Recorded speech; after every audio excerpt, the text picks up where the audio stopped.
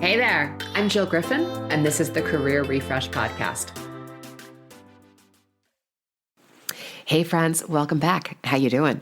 All right, I might be a little scratchy, a little juicy. I'm recovering from COVID. So it was a 48-hour tornado, right? In and out. Couple of weird lingering side effects. But I am optimistic I will continue to heal. So excuse my juiciness, and I will introduce you to today's guest. Thank goodness that I recorded today's guest before I got COVID. Today's guest is Bhavana Smith. She is the founder of Until There Are Nine, which is a network and resource group whose purpose is to give women the power to advocate for their rightful share of compensation, rewards, and professional advancement. This is awesome work.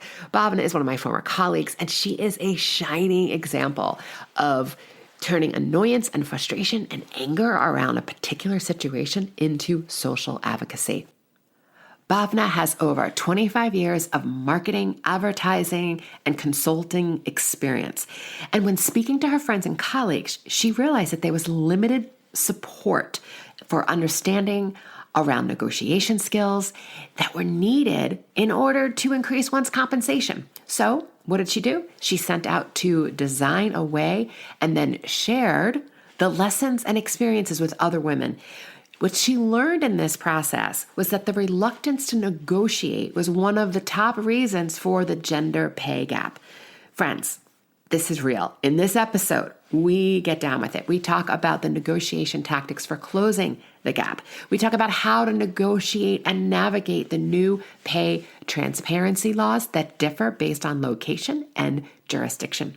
We also talk about what she learned in the relationships and client management and how trust and transparency both are needed. And then we talk about how she managed her mind when she realized that she was in a job that she didn't really want. And then lastly, we talk about the free tools and resources that she has created that are available to everyone, regardless of their gender. So I'm going to put her information in the show notes and also where to get all of those juicy resources. And as always, I'd love to hear from you. Email me at hello@jillgriffincoaching.com. And as always, friends, I'll see you on the other side. Hey, Bhavana, how are you? Hey, Jill. Great to be here. I'm so glad that you are.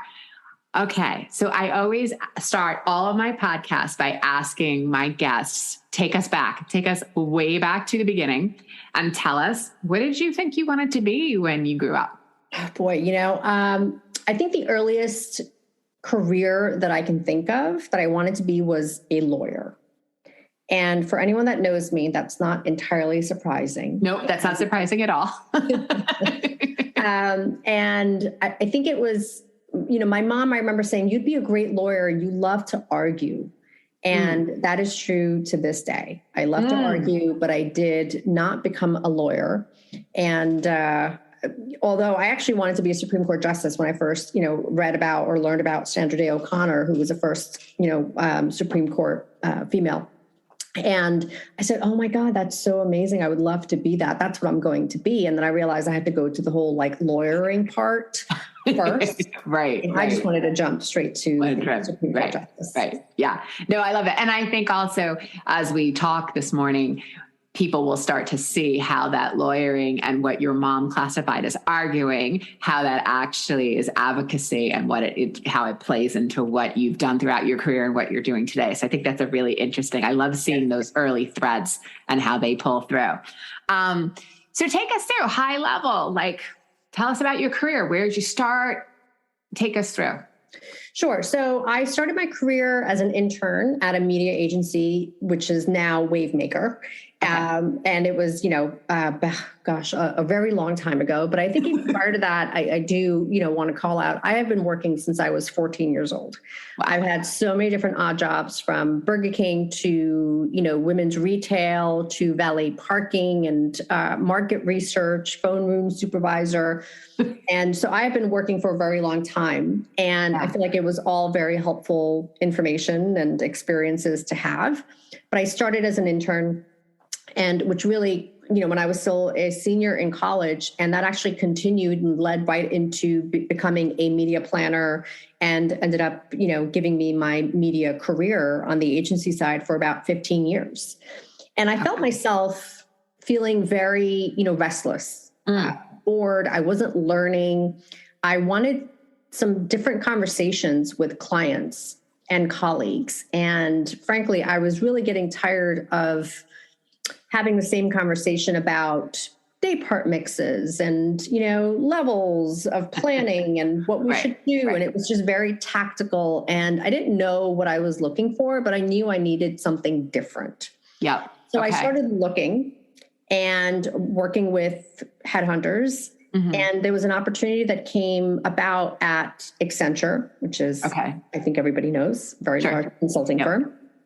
And I ended up getting the job and taking it. And my colleagues back on the agency side were kind of like, wait, what? You're going to Accenture? And this was, way before it was. That's a pretty significant pivot. That's a pretty significant pivot. Huge. 15 years on agency side, and that's all you know. Yeah. And working at a company like Accenture, which felt very, I have to say, very corporate, as corporate as it gets, very grown up. And so I moved over there. And I remember the first, few months, I remember thinking, what did I do? This is, did I make a mistake?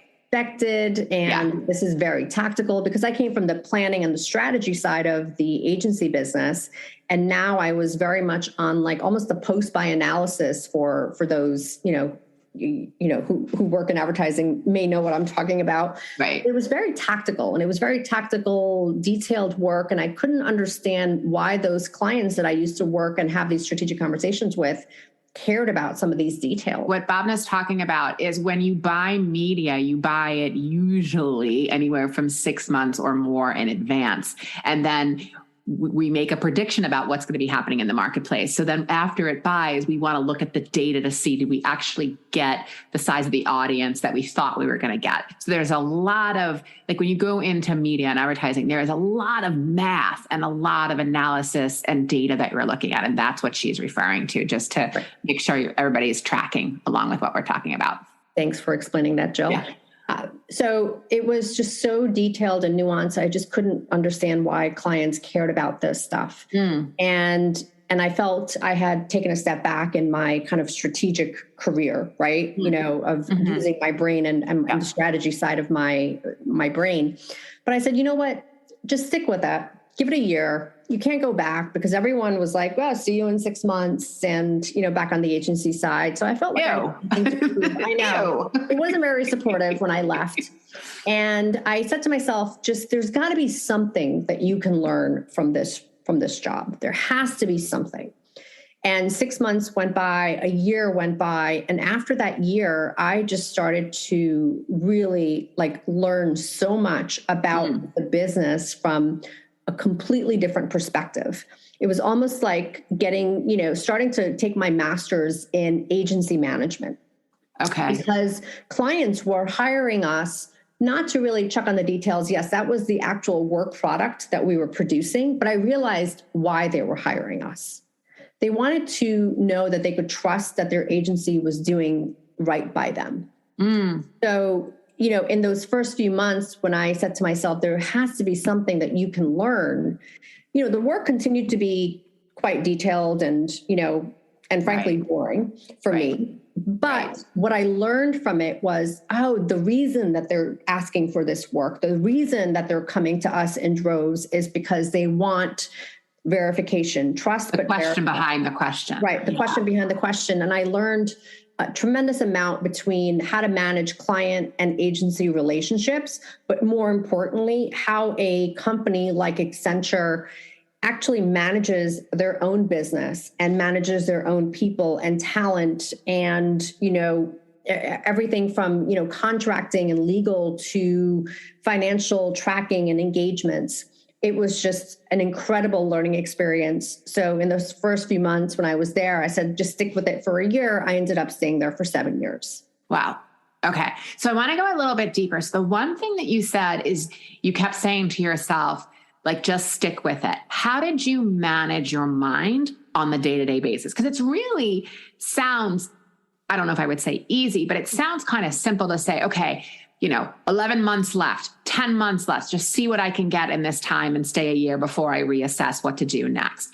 But in the day-to-day, you have to stay motivated. Otherwise, you're not going to perform. How did you manage your mind? So it is tough to stay motivated. Now, I mean, it had to be interesting enough, right, to keep me there. And the people were good to work with. And I was learning. And I think that's the key for me. Mm-hmm. If I'm getting paid to learn, I will stick with the job. Got it. And I think that's a really good takeaway for people. Like, sometimes it's not always feeling like the best match right away. And it may be a place that it gets better. It may be a place that you maybe need to reassess and decide to leave. But in the meantime, what can you learn from that situation? Right. So I was just learning something, and I decided to really almost pull myself back and from the day to day. And I think, I don't know if I did this on a daily basis, but often enough, where I took my mindset out of the day to day of what I was doing and actually up to a very high level, almost a 10 or 50,000 foot view, and saying, what can I thread together? Like, what's the learning that I can thread together from the totality of this work that I'm doing? That, yes, I have to do all of this process laden work, but what is the meaning behind it? What is the reason behind it? That, that it's required by this company. Yeah. I worked for a brilliant woman, Laura Desmond, at Starcom Media Vest Group under Publicis. It's now the remaining assets are Starcom and Spark Foundry. And she used to always say spaceships and lawnmowers. You have to be a spaceship, and then you also have to be a lawnmower. You have to constantly go up high and then come back into the details and really navigate that so that you understand the pivots that need to be made, right? I always thought that was a great way of thinking about it. That is a great way. And I think that's really what I applied while I was there. And after a few years, I didn't have to worry anymore about, being, bored, because I was interested in what I was doing. And I think one of my favorite things to do, where I did learn a ton, and, not just about the work and the process, but also the clients and the people, running the process, was agency pitch management. That was just really interesting and exciting because, yes, I got to, go to the agency presentations and see the pitches from the other perspective. And then really, after lunch, or during lunch with clients, understand, kind of like get their thoughts, like what they were, right, how they're processing all of that. Yeah. What they said in the meeting versus what they were actually telling me as their pitch consultant during lunch. But it was also, that was a learning, right? That was my takeaway, that clients will say the nicest thing because that's the polite thing to do, but they may not always mean that. So let's not get too excited if you hear great feedback, because that doesn't necessarily mean the meeting went great.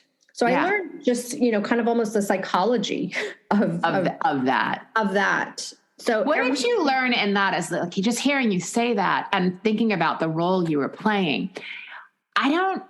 Maybe this is just my positive mindset. I don't think that it's so much about brands mistrusting agencies, but I think it's like, when you think about the volume of business they're giving to a particular agency and how important it is. And yes, you have senior leaders, but sometimes you also have junior people on your business, that it's more that you're just nervous that in the day-to-day things are being managed as the right way. Do you think it's something different? And then the part two of that, and sorry for the stacked question, is what did you learn about trust in business as a result of watching that? Yep. So just writing this down so I can remember the two-part question, since my memory is not so great anymore. I think I'll start with the trust in business. I think you can say, trust me. By the way, don't ever say that in a meeting. Trust me. Right. That's like the last thing. Not a winning phrase, my friends. Not a winning phrase. I think trust really comes from transparency and saying something and actually delivering on it. Specifically between the client and agency relationships, the trust part of it came not in the pitch presentation, not in the promises made after or during the whole negotiation process. It was in the contract itself. Are you actually translating those promises into deliverables that you are signing, you're signing your name next to? And then actually, 6 months or a year later, when, I come back and check up on those promises, did you deliver? So there's yes, clients trust their agencies. They want to trust their agencies, right? But they also want to verify. So it's a trust but verify. Trust but verify. And I think answering the first part of your question, which is, what everyone on the agency side or on the marketing side needs to understand is media and marketing costs are typically the largest line item for a company. They're spending, hundreds of millions of dollars. And in some cases where you have very large advertisers like the P&Gs, the Unilevers, the Amazons of the world, they're spending close to $1 billion. Yeah. So if you're the CFO, you're the CPO, the Chief Procurement Officer, and you're looking at the line item that's going to the agency, you need to make sure, like you would be foolish not to check up on your agency to say, how are they actually delivering on my money? I'm spending, for example, $100. Is it actually working as if it was 100, or is it working as if it was 90? What can the agency do better to bring that 100 to its full potential, or actually deliver greater value? Right. So it's such a large sum of money that the client agency relationship is one where you need trust, where you need transparency on both sides. Yes. Clients have to be very transparent about who they are and what they expect and what exactly they need. And they should say, we are really chaotic and really tough to work with, but it'll be worth it. And the agencies need to say, well, this is what we need, and this is what we're going to deliver for you. And actually both need to sign on the dotted line almost as a promise and make sure that both sides are keeping their promise, 3 months, 6 months, a year, 3 years, 5 years from now. Right. Yeah, no. And I think that has application to, obviously we're talking about agency and brand side business, but I think it has application to anything, right? When you're getting into a partnership, when you're thinking about that scope, it is that transparency, and then it is that verification. So whatever side of the business you sit on as you listen to this conversation, I think it's just a really good reminder that trust and verify is the reality of what many people are thinking when they embark on a partnership of some sorts. Yeah. Okay. All right. So then what happened from there? So you're at Accenture because you and I met at WPP. Yes. That may not have been the next thing that you did, but take us through then what happened. So I actually, again, I felt the same thing that I did when I was on the agency side last, which was I felt like my learning had plateaued. My growth was stagnated, and I wanted to do, because I had so many different roles while I was at Accenture, everything from North America to global, from, leadership to business development. So there was, I felt like I had done everything. There was not much more I could give back or learn, right? For me, the turning point is really, what am I still learning from here? And so when I felt that plateau, I started to look elsewhere. After 7 years, I felt like I deserved that. And I did, get a, call from one of the WPP agencies asking, for a C-level role. And I felt like that would be perfect for me to be able to apply my experience of 7 years. Again, remember, I felt like I had walked away with not just one, but multiple MBAs in agency management. Right. And business in general, supply chain management. And also just, I see how things should be running from an employee engagement, retention, but also financial management and due diligence. I think one of the greatest things that I learned working at a company like Accenture, not just the job that I had, but also, being an employee, is learning to read the fine print. And I think people don't read the fine print enough, because the fine print is really where all of the true information is. So I wanted to take all of those learning and felt like I could now apply, seeing, the conflicts and some of the reasons why clients pitch their business. I felt I could go to the agency side and say, hey, I know why clients pitch the business. let's try to help, change some of these things from a cultural, systems, processes, mindset perspective. Okay. So we can actually, increase client retention. And that became my mission. Okay. And I would joke, hey, we didn't get fired today. a client decided not to pitch their business because they're quite happy. And that really became the mission that, was developed for the entire organization, which was make sure that the clients don't regret having picked our agency.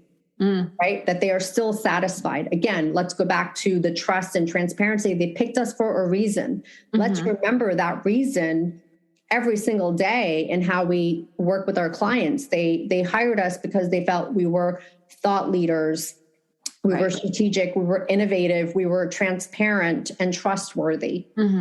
How are we maintaining those principles in our day-to-day? So really working in that case, both sides of the table, right? Going from agency to consultancy, et cetera, and then coming back to agency and being able to use all of that knowledge and learning, but at a much higher level than when you left. So I love that as a way of constantly thinking about ways that you can refresh your career.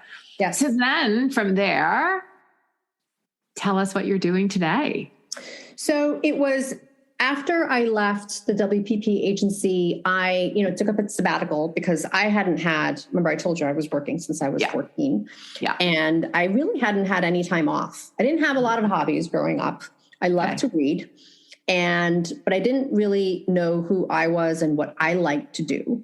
So I decided to take time off, and it was in the middle, it was during the lockdown. So I got to be home with everybody else. Yeah. And I started to cultivate my hobbies. So whether it was, actually focusing more on physical fitness, and contradicting that was learning how to make lots of ice cream. That I discovered that to be a passion of mine. I love gardening. I love getting my hands dirty in the soil. So it was just kind of just treating my sabbatical as an endless weekend. Like, what do I want to do today? What do I feel like doing today? Yeah.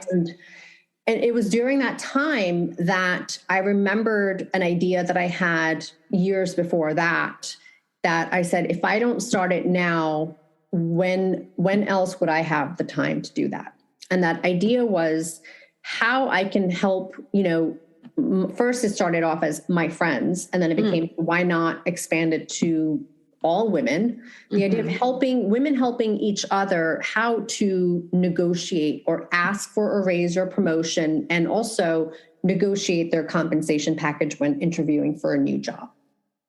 Wow. The idea started, years before that, when I was interviewing for a role, and I was talking to a friend of mine, and, she was asking me for, hey, details about the conversations that I was having, because she was also looking. And I had a conversation with the recruiter, who asked me okay, what would you like to, what's your number? Which is a typical question that recruiters often ask, is what's your number? Because many states where it's illegal to ask for salary history. It actually, perpetuates the pay gap that women experience. So the recruiters get around that by saying, what's your number? And women typically add 10, 20,000 to their current salary. And that's the number that they give out. But it's not really helpful, because if you're underpaid now in your current role, adding 10, 20 grand may just get you to equity in your current role. And now you're starting behind again in the next role. Right. So understanding this, and I said, well, I don't want to make that mistake, because I don't know, now I'm transitioning, different companies, different roles, all of those things. And I just asked, well, what's the range that you're offering? And gave the range. I had to really find it within myself to ask for the top end of the range. I didn't want to seem greedy or selfish. And, typically you kind of give something in the middle, but I just went for it, and I just asked for the highest end of the range and ended up getting it, and all of these things. And it was just like this profound experience. Like, wait, did that just happen? Was that just so easy? Right. That was just way too easy. And it ended up being a 60 to 70% increase from my last base. Yeah. It's amazing. Now imagine what I would have done if like I just added 10, 20 grand, right? Like that would and you found out about it. It's interesting. Brene Brown, I'm going to say in the last 2 months or so, shared a story about being a keynote speaker and how, again, I'm paraphrasing, you can go find the story, but basically she's at the event and another, like a manager of the other speakers said, just so you know, you're the keynote, but the people I represent that are men are actually getting paid more than you. And she had this moment of like, wait, what? And then he gave her information that she didn't have before.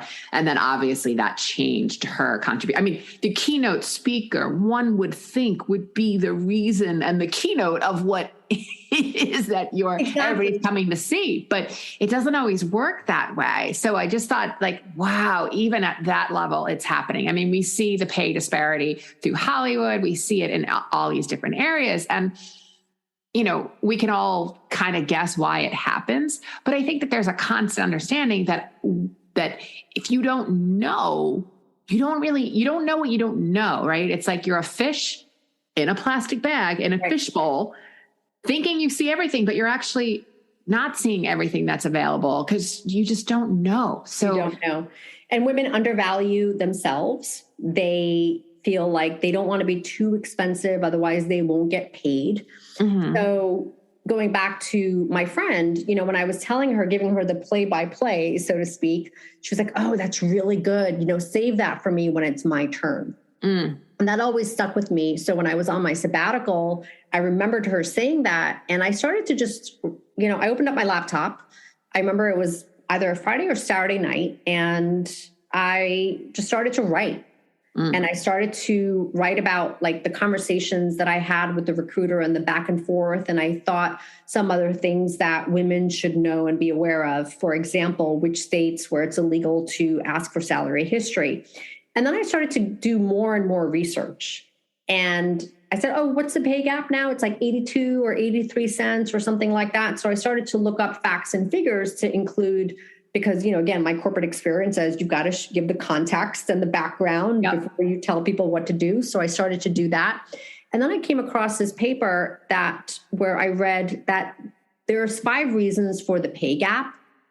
And one of them is women's reluctance to negotiate. Women's reluctance to negotiate and bias discrimination that exists actually makes up 40% of the pay gap. It's like unexplained reasons for the pay gap, because the other explained reasons are things like years of experience. So women will have less true years of experience because they take time off for, parental leave or, for childcare, or occupation and industry and some of the jobs that are just clearly different between what men do and women do. But women's own reluctance to negotiate, it really struck me, and it just hit me to a point where I got really angry. And then I started to read a little bit more about that. And then also their reluctance to negotiate because, one, they just don't know. I didn't know that I should be negotiating. I mean, it was the first time I had done it just several years ago. Right. And I didn't know that I could or should. And lots of other women don't. But the other thing is that women don't do it because they don't want to be perceived as selfish or greedy or aggressive. And women are often told, well, you don't need to make that much more. Or I have examples from women that I've spoken to where have been tons that they said, well, doesn't your husband make enough? And I heard that also at one point in my career, where I heard a male leader say, oh, I got to give this guy a raise. He has a family to support. And there I was as a single woman who was a peer of this individual thinking, well, wait, so does that mean I just never increase my salary? Like I have to find a family? Like, what does this mean? Like, and women have families to support too. 100%, right? So it was some of these things that I started to, when I dug into it further, I got really angry. And I think it really went back to fighting for things that aren't fair. it's that social justice advocacy thing that there it comes back in, my friends. There it is. That has been with me since I was very little, which was, that's not fair. That's not right. Mm-hmm. And the other thing about me, which is, if there's something that I want to see changed, I'm going to try to change it myself. Right. You're up. It's you. And it's taking action. And I remember thinking, well, women's reluctance to negotiate, that's something that we can fix. Like, that shouldn't be a reason for the pay gap. And again, and so after that, started writing a little bit more and ended up creating an organization, an educational network and resource group for women called Until There Are Nine. And the name stems from, because everyone asks, what's the meaning behind the name? It's inspired by Ruth Bader Ginsburg and her quote when she was asked by reporters, how many women will be enough on the Supreme Court? And she answered, when there are nine, because there have always been nine men, and no one has ever questioned that. Right. And I love the idea of nine as something that represents equity, right? Mm-hmm. So when there are nine women Supreme Court justices on the Supreme, that's when we know we will have reached equity. So the organization's core mission is to help women achieve equity, whether it comes to pay or promotions in the workforce. Right.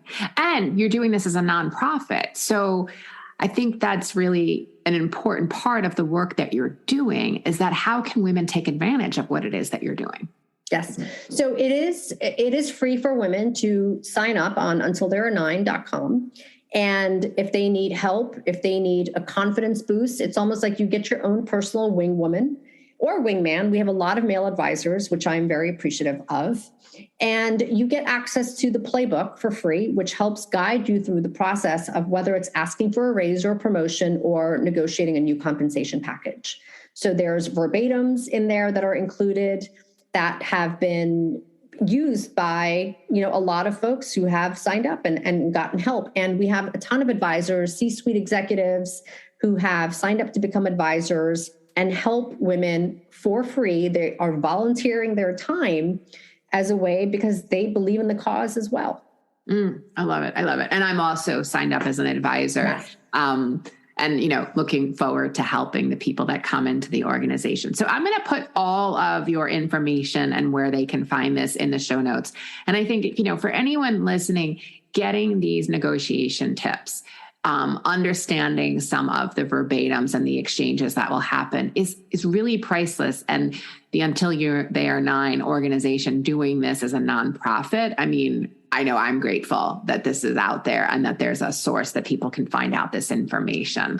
Bhavana, what are you seeing? The new pay transparency law that just was, I think it was as of November 1st, that 4 million New Yorkers, New York City, are going to now see how much the jobs pay for what they're applying for. And that is a huge level of transparency. Yes. What are you seeing around that from your end?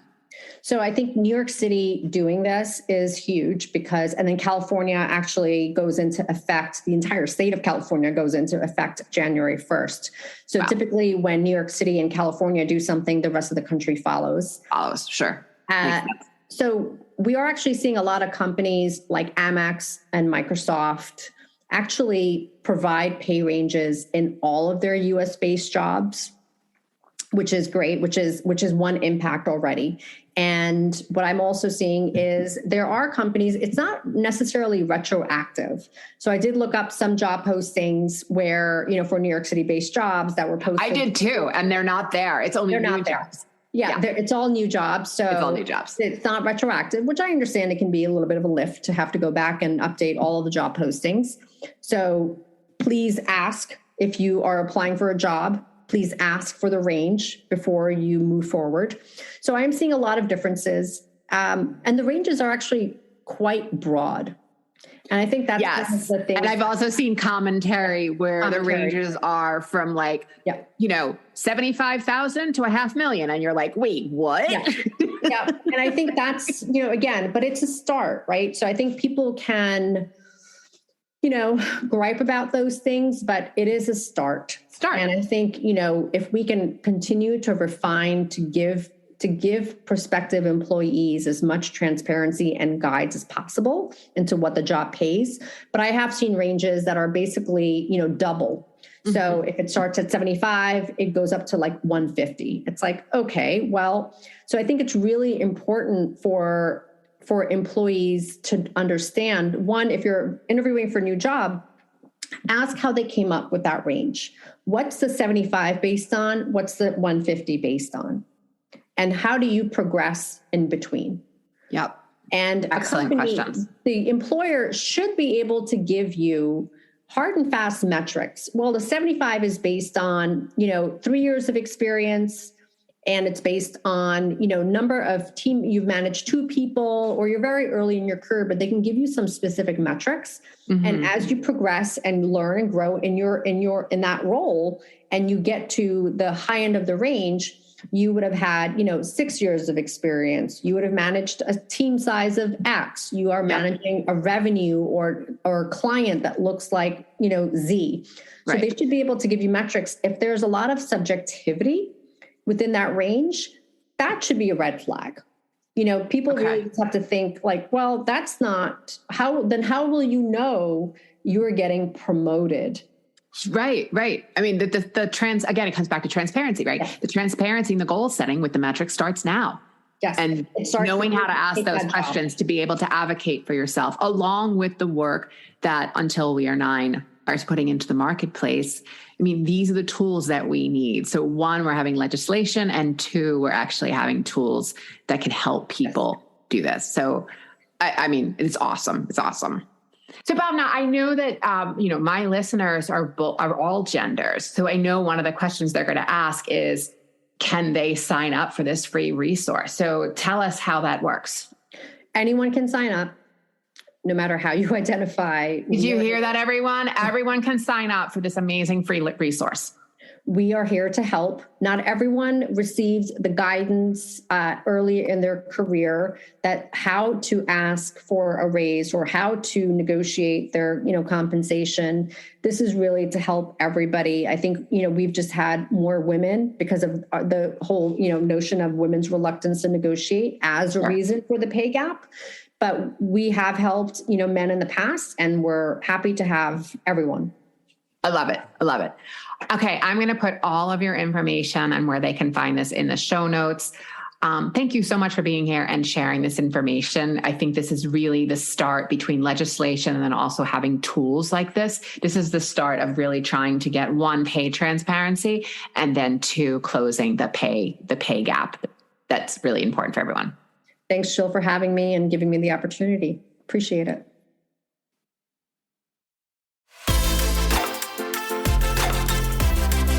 Hey, thanks for listening to the Career Refresh podcast. If you're enjoying this and you want more information, go to my website, jillgriffincoaching.com. There you can find information on how to work with me one-on-one, or my group programs, or even bring me into your workplace. I'll put the link to my website in the show notes. But hey, listen, before you go, do me a favor, rate and review this podcast, because it definitely helps me get the word out to people everywhere so that they can also thrive in the workplace. All right, friends, I appreciate you. I'll see you soon.